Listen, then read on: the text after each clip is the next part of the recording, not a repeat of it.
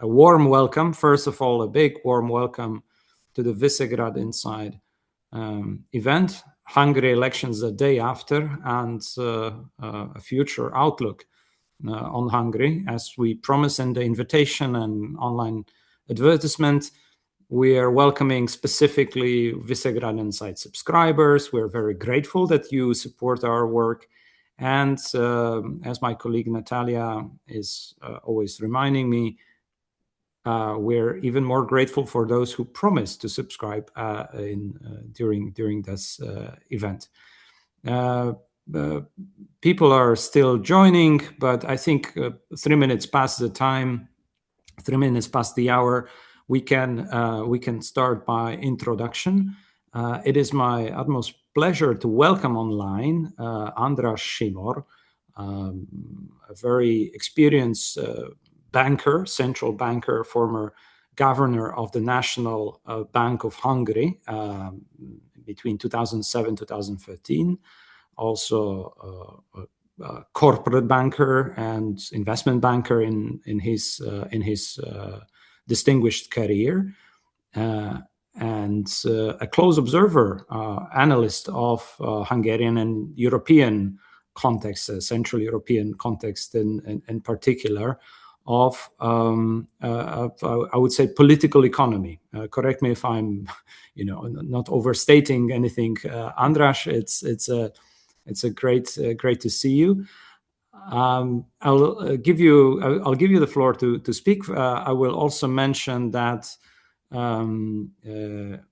we initially have been also inviting Dr. Anita Orban, who preliminarily indeed wanted to join, but I think the TISA party communication office was very strict, and she hasn't even spoken to the press yet. Yesterday at the event, as I was in Budapest, also at the TISA party event, there was no opportunity. This is a very tightly controlled environment for communication with international media. That's even more valuable, I believe, to have insights from András. And in the discussion, the rules of engagement will be that for the first 30 minutes, we will have an on-the-record conversation with primarily myself and András. Everybody who's joining is most welcome and invited to add additional questions, topics for discussion, which we will open for Q&A and moderated conversation in the second part of the chat, and that is strictly for subscribers. So we again do appreciate your commitment to Visegrad Insight. Last but not least, let me advertise a couple of texts that we have published recently, commenting just before on the elections our prediction that TISA is going to win. That was indeed spot on. We were not sure of a two-thirds majority, but the landslide was clearly on the horizon. So you can look back into the text and to see how and why most of these things happened. But we will focus today in this event specifically about the future. There is no future without the past. So András, let me turn to you now, and again, a warm welcome and thank you for joining. How did you spend your election night evening? Well, first of all, thank you very much for the introduction. I think you are too kind to me. But yesterday, I was counting votes in one of the districts in Budapest. So I woke up at 4 o'clock yesterday morning and went to the voting office at 5 o'clock, and I was there until 10 at night. Working and then counting the votes and reporting them, and then I went out partying. So, so I'm a bit tired, but I think it was worth it. Yeah, well, I'll take your word for granted. We've seen, everybody have probably been watching Hungary. I've seen the crowds on the streets. I remember I was leaving around 1 a.m. Last night, and there were literally swarms of young people, but I don't think this was only Budapest, and you could clearly see also by the results that otherwise the cheerful crowds would not be possible. if the whole of the country wouldn't have, in a way, turned away from the choices of the past and chose something which is a promise of the future.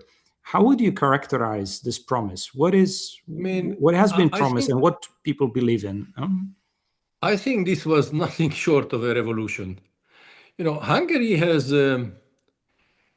never embraced democracy in its fullness, never appreciated democracy in its fullness, because in 1990, firstly, democracy has fallen our laps, really. Gorbachev did more for Hungarian democracy than the Hungarian population in 1990. Secondly, in the 80s, the Hungarian economy was doing relatively well compared to economies like Poland or Czechoslovakia or East Germany or so on. So the Hungarian population was not so much disappointed at that time in the 80s about how we lived. There was disappointment, but it was not as bad as in some other neighboring countries. And we didn't fight for the change. There were no massive crowds in the street demonstrating and fighting for change. So therefore, I don't think we appreciated enough what we got. And this has changed during the last year. I think more and more people realized that they have to fight for a better future. We never had a strong civil society in Hungary. And the TISA party, the party who actually won yesterday, has managed to recruit 50,000 people to work for them free. And this is unheard of in Hungary. The election had the highest turnout ever since 1990, when we had the first free elections. TISA has won more than 3 million votes, which is the highest ever vote number any party got over the last 35 years. So, and this was due, I think, to a large extent to young people voting. I think young people, a lot of them did not vote for the last 20 years because they never thought A, it's important enough, and B, that they would have a party that they can identify with. Even now, I think a lot of the vote is a protest vote against Fidesz rather than a vote for TISA. But nevertheless, TISA has now such a huge majority, which again, no Hungarian party has ever had since 1990. So it's an enormous mandate. It's an enormous mandate for change. And I think the way I could best describe it, it's a win of hope against fear. Because the whole Fidesz campaign was built on fear. They were warmongering for the last year. They said that if Fidesz doesn't win, Hungary is going to become involved in the war between Ukraine and Russia. They never explained how we get involved, but that was it. And a lot of people actually fear that, and a lot of people believe that.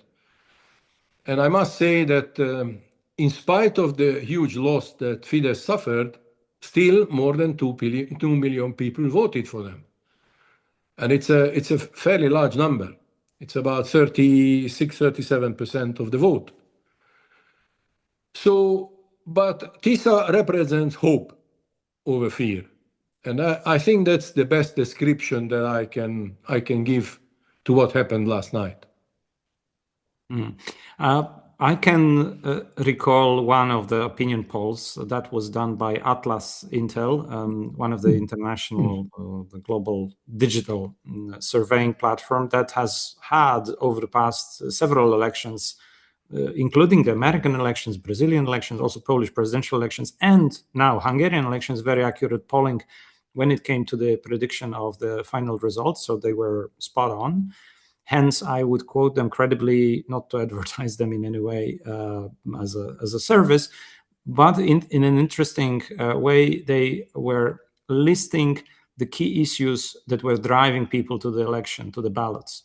And these, if I remember correctly, are inflation and the price, the level of prices, including households, including daily spending.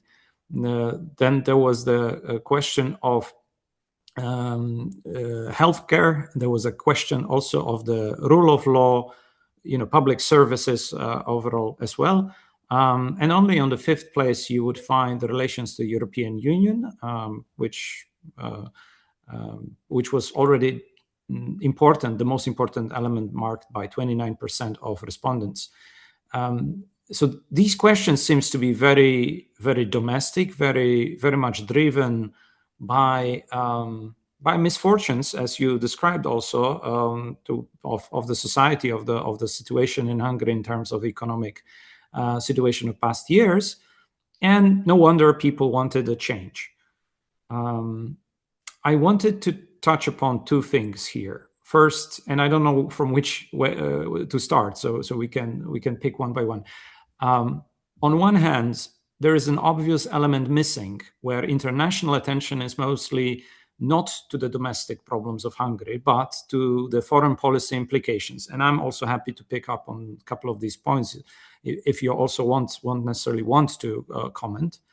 I was watching that also closely. But the second, no less important, is the prosperity level, the prosperity index of Hungary, in a way, of what is important in the Hungarian mindset, and what are the prospects of improving that, given many pressures that are upon Hungary, including the political system, but also global drivers, global trends pronounced specifically on Hungary in a given time frame. I don't know from which would you like to start. And as I say, if you don't want to take foreign policy points, I can elaborate on this a bit. But maybe on the economic policy and political economy of Hungary, that we could start on and discuss that, because I think this is under elaborated point for most also of our audience. I think, apart from the fact that for the first time in the last 16 years we had a credible opposition party, which is, a condition sine qua non for winning elections. But beyond that, I think economic issues were probably the most important for the Hungarian voters. But I would also say that foreign policy issue was important. It's not by chance that last night what people were chanting on the streets was one of the most often heard chants was "Russian, go home." I think this was a choice between Russia and the EU. And clearly, given the choice, I think most Hungarians want to belong to the EU. Even Fidesz supporters want to belong to the EU. So I think people were fed up with the Russia connection that was very strong, especially during the last 4 years. And it was not really explainable why do we have such a strong connections to Russia. What does Russia give us or bring us for which we need to ally with them against the European Union? But I don't want to come up with ideas of what this connection could have been. I rather comment on economic issues. And I think the Hungarian economy has been known to face a number of crises over the last 35 years.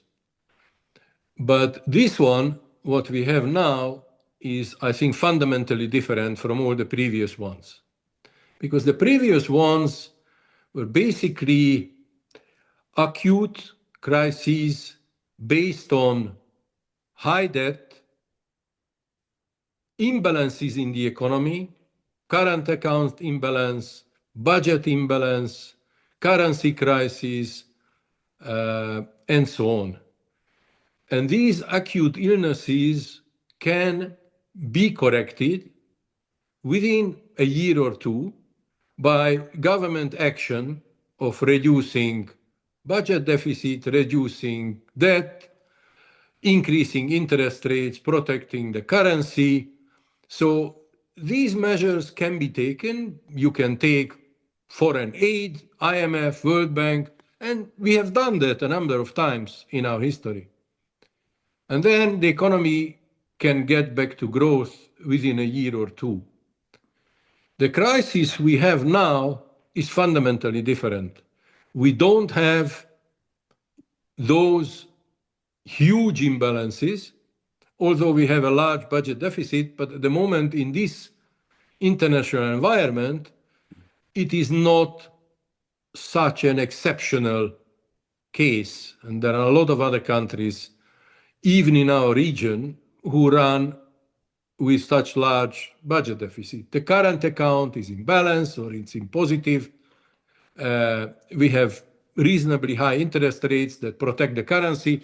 So these are not such big issues. We can borrow money in the international markets. Our problem is not an acute crisis. It's a chronic crisis of growth, competitiveness, confidence, moral problems that we need to correct. And this takes time. This cannot be solved in a year or two. In my guess, this is a 5 to 10 year job to solve these problems. And that is a very different matter. And I'm not sure that everybody realizes, especially among those people who voted for TISA, how hard the job is going to be. And I'm happy to elaborate if this is what you want and time allows us, of why we have this crisis and what can be done about it. I think I would definitely appreciate, and a number of people who've been joining here to listen to you would benefit from the analysis. You mentioned the time frame of 5 to 10 years. That is clearly not even one term of the upcoming government, but at least 2 to 3 terms that would be required to accomplish a change, a transformation. The social mandate, the voters' mandate, the social contract, so to say, would it hold? Would it be strong enough? How do you assess the potential of the vote? Or you already hinted at your slight skepticism about the level of understanding of the public of what they are about to go through. So my question is about your evaluation of this necessary changes, but also the political risks related to that process, if you may. I think this is a big risk. You're right, and one can only hope that the new government has the necessary skills, both in terms of economic policy and in communication, to manage that period. And firstly, in economic terms, there are a few things that can be done in the short term, which will not solve all the problems, but at least start accelerating growth. And let me give you a few. The first one is, which I mentioned, is this election was a win for hope against fear. Now, the Fidesz campaign was based on fear of a war coming to Hungary. Now, if you think war is coming, what are you going to do? You're going to save your money, you're not going to spend it, and you're certainly not going to invest. So that in itself slows down the economy, because economy to a large extent is built on expectations. If you think the economy is going to grow, if you think people will buy, then you will invest. If you don't, you won't. So by eliminating this warmongering, this fear philosophy, I think people will come out and start spending more money. And when companies are seeing the people spending more money, they will start investing more. And don't forget, investments have been falling in Hungary for the last 4 years. So I think at some point, companies invested less than their depreciation. So it's not going to be difficult to start increasing investments from that low level. The second is a change in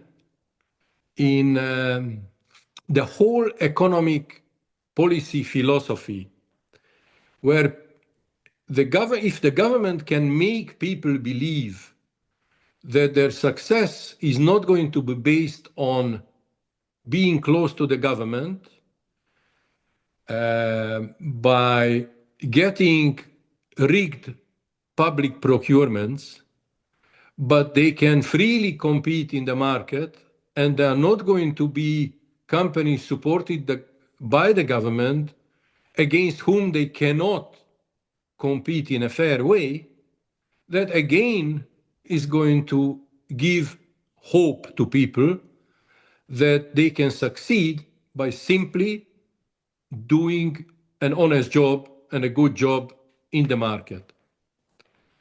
The third aspect with which there could be some growth injected into the economy is if Hungary can have again access to EU funds. That is, of course, not easy, because the EU is going to try and stick to the conditions they have set, and rightly so. But I think there is absolutely the intention of the government to free up these monies, and they will do what is necessary to get there. So there is some movement in the short term that the government can do to improve the economic conditions compared to what we have. And secondly, they can do a lot of other things which will make the people feel that they start to live again in a just society, which is not going to solve their economic problems overnight, but again, it will increase their hope that they have a better future for themselves and for their children. And here, I think the head of the incoming government has already made very substantial statements last night. He said the president of the republic has to resign, the chief prosecutor has to resign, the head of the constitutional court has to resign, the head of the competition office has to resign. And the reason he said that, I mean, this sounds a bit unusual in the normal world, but these people were appointed to this job not to do a decent job, but because they were loyal to Fidesz. And the justice system did not work when it came to issues which were associated with Fidesz. The Constitutional Court did not work related to these issues. The Competition Office did not investigate companies which were run by oligarchs related to Fidesz. So these so-called independent institutions were anything but independent in Hungary. And I think people know that, people realize that. And TISA now has the necessary majority to even rewrite the constitution and get rid of these loyalists and put, hopefully, I would say, credible, independent people in their job. Interestingly enough, yesterday, Peter Magyar did not mention the governor of the central bank, which is run by an ex-Fidesz finance minister, and he did not mention him for a reason. And there are two reasons why I didn't mention, because I think international investors who buy into Hungarian securities, who invest in Hungary, I don't think would cry if the chief prosecutor leaves office, but I think they would be alarmed if an independent central bank governor would be removed. And the second reason he didn't mention the governor is because I think, according to independent economists, he's doing a decent job, in spite of having been a minister for many years before. He did not make any moves during the last few months to help the government stay in place. He did not start cutting interest rates, like, for instance, Mr. Trump pressurizes the governor of the Fed. He stuck to the mandate, which is low inflation. He only decreased interest rates just a slight bit. And he did what an independent central bank should be doing. So that is already good news, I think, because it contributes to some extent to some stability in Hungary in this very changing environment. That's fantastic. We have covered some points or the key elements of the economic and moral foundations, the question of trust essentially and freedom in the future economic revival of Hungary. We spoke about also the prospects that relate to civil society, to the democratic foundations. We haven't been touching yet the foreign policy. There are already some questions in the chat, and we'll be moving now slowly to the off the record discussion.